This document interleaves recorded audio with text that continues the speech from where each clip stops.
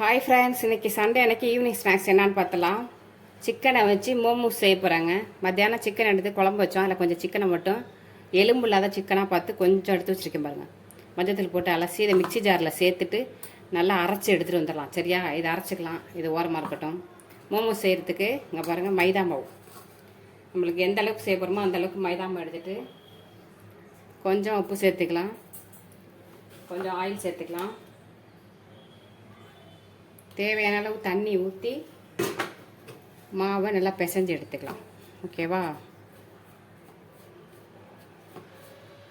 கொஞ்சம் கொஞ்சமாக தண்ணி ஊற்றி மாவை பிசைஞ்சு பாருங்கள். எந்த அளவுக்கு தண்ணி தேவையோ அந்த அளவுக்கு தண்ணி ஊற்றி மாவு நல்லா திக்காக பிசைஞ்சு வச்சு இப்போ இதில் கொஞ்சம் எண்ணெய் தடவி வச்சிடலாம்.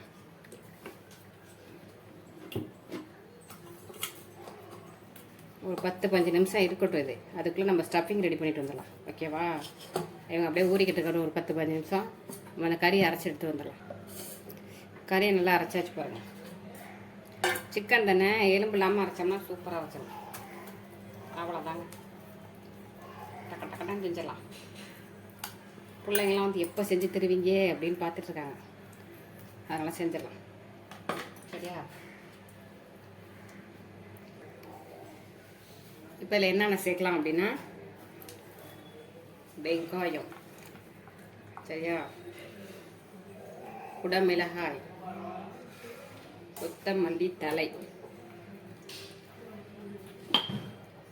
கொஞ்சமாக உப்பு, அப்புறமா என்ன சேர்க்கலாம் அப்படின்னா இஞ்சி பூண்டு பேஸ்ட். நான்வெஜ்ஜுக்கெல்லாம் இஞ்சி பூண்டு பேஸ்ட்டு போடாட்டி எப்படி? சரியா, இஞ்சி பூண்டு பேஸ்ட். ஓகே, அதுக்கப்புறம் என்ன சேர்க்கலாம் அப்படின்னா கொஞ்சமாக ஜீனி, அதுக்கப்புறம் கொஞ்சமாக ஆயில். அவ்வளோதான். இப்போ அதெல்லாம் ஒன்று சேர்த்து நல்லா பிசைஞ்சு வச்சுக்கலாம்.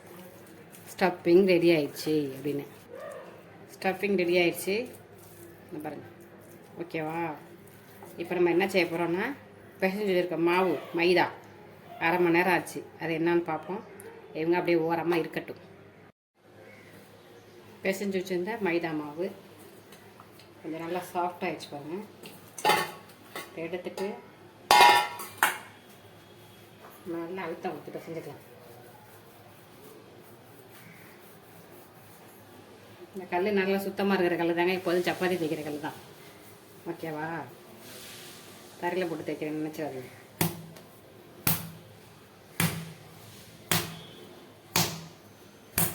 இந்த மோமோஸ் வந்து சாஃப்டாக இருக்கிறதுக்காக அது செய்கிறது.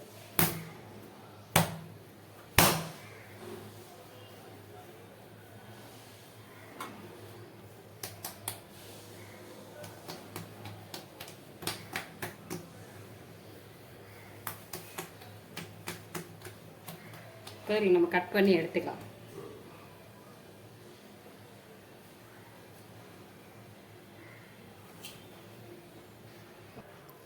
ரெண்டாக கட் பண்ணிவிட்டு சின்ன சின்ன பீஸாக கட் பண்ணி எடுத்துக்கலாம். இந்த மாதிரி இந்த அளவு இருந்தால் போதும் சேர்த்து. ஓகேவா, பார்த்து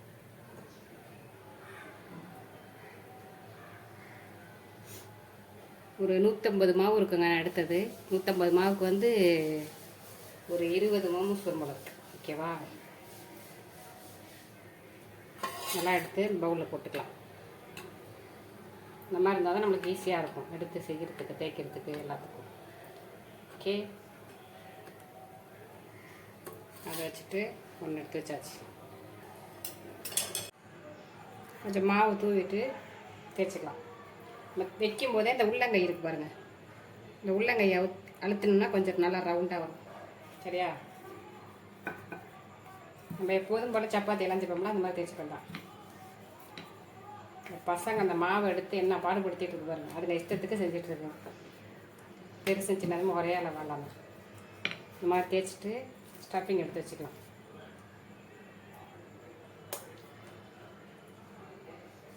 ஸ்டஃபிங்கை வச்சுட்டு என்ன பண்ணுறேன்னா இந்த ஓரம் இருக்குது பாருங்கள், அந்த ஓரத்தை இப்படி புடவை மடிப்போம்ல அது மாதிரி அப்படியே மடித்து மடித்து மடித்து மேலே எடுத்து வரும்.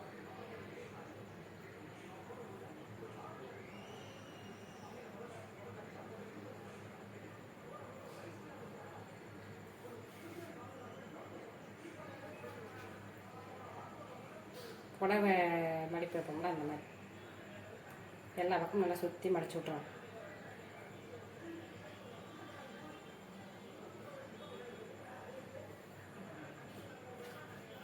என்ன பாருங்க இப்படி இருக்கா. இப்போ அந்த கும்பலெல்லாம் ஒன்று சேர்த்தணும்.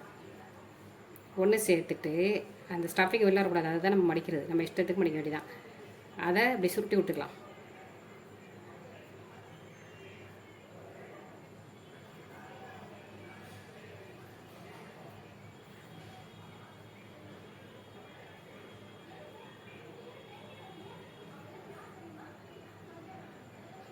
பாருங்க சூப்பராக ரெடி பண்ணியாச்சு.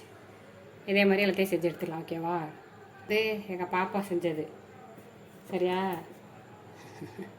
குட்டியாக எங்கள் பாப்பா செஞ்சிச்சு. இங்கே இருங்க பையன்களை கொலக்கட்டை செஞ்சுருக்காங்க. டிசைனாக செஞ்சு வச்சுருக்காங்க மோமோஸை. பாப்பா கூட ஓரளவுக்கு சூப்பரில் கரெக்டாக செஞ்சுருக்கா. அழகா சின்னதாக எல்லாத்தையும் செஞ்சு எடுத்துக்கலாம். எல்லா மோமோஸும் செஞ்சாச்சு. ஃபைனலாக உடனே ஒன்று. சரியா? அதையும் செஞ்சிடலாம்.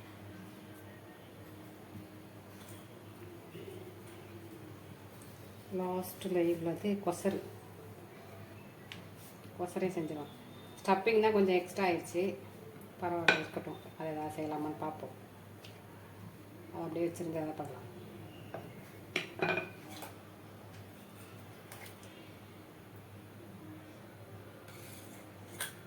சின்ன சின்னதாக செஞ்சுட்டேன்.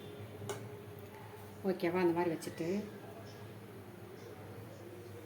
இந்த மாதிரி வச்சுட்டு இந்த ஓரம் இருக்குது பாருங்கள்.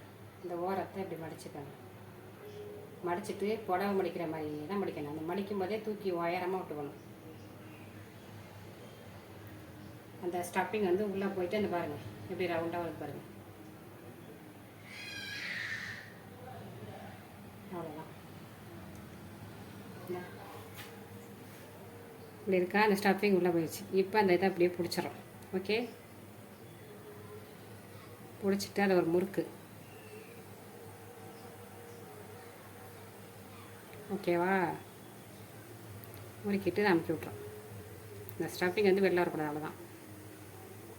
Okay done. ஓகேவா? இப்போ எல்லாத்தையும் எடுத்து வேக வச்சுக்கலாம் இட்லி பாத்திரத்தில்.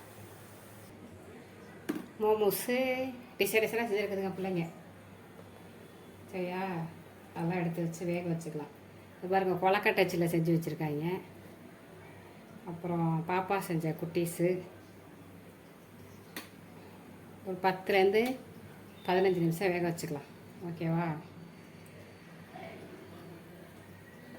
தண்ணி நல்லா கொதிச்சிருச்சு. இங்கே இருங்க பூர்ண கொலக்கட்டை மாதிரி செஞ்சுருக்காங்க. விநாயகர் சதுர்த்திக்கு செஞ்சதாங்க இருக்குன்னா மரக்கலப்பில் இங்கே பாரு. இவங்க வீட்டில் இருந்தாங்கன்னா ஒன்றும் செய்ய முடியாதுங்க நம்மளால்.